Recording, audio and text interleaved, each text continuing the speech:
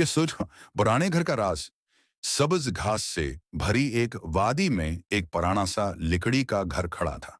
घर के दरवाजे पर बेलें लिपटी हुई थीं और खिड़कियों से रोशनी झांक रही थी।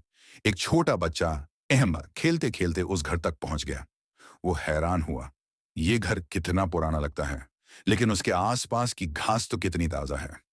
अचानक दरवाजा हल्का सा चरचरा कर खुला।